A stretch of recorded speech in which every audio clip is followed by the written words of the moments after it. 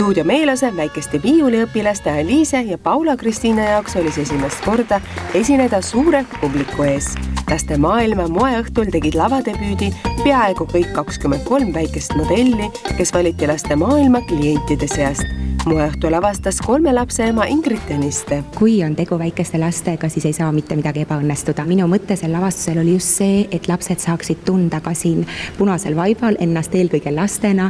Üritust toetasid mitmed tuntud lapsevanemad nagu Urve Palo, Kirsti Timmer, Moonika Tuvi, Kertu Mõis, Kristiina Leadov, Itaka Maria ja paljud teised.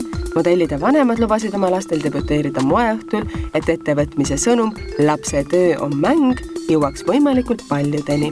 Lavastuse eesmärk oli propageerida lustlikku turvalist moodi läbi loova mitmekülgse etenduse. Show mõte tekkis tegelikult juba kevadel, mil meil kerkis eriliselt päevakorda lasteriiete turvalisuse teema ja meie lastemaailma müüjatel tuli teha väga palju selgitustööd meie klientidele just lasteriiete turvalisuse osas ja lasteriiete õigel valikul ja me mõtlesimegi, et võib-olla läbi sellise avaliku ürituse me suudame rohkem tõsta lastevanemate teadlikkust. Lastemaailma on vanim Eesti lastereevaste pood, mis loodi juba 1945. aastal, kuid on suutnud säilitada oma identiteedi, muutudes vastavalt ühiskonnaga.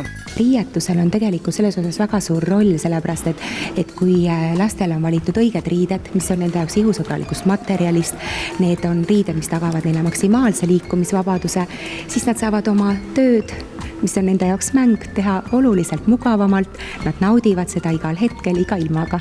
Mis on 3 lapse vanemate Ingrid ja Toomas Tõniste jaoks oluline laste kasvatuse juures.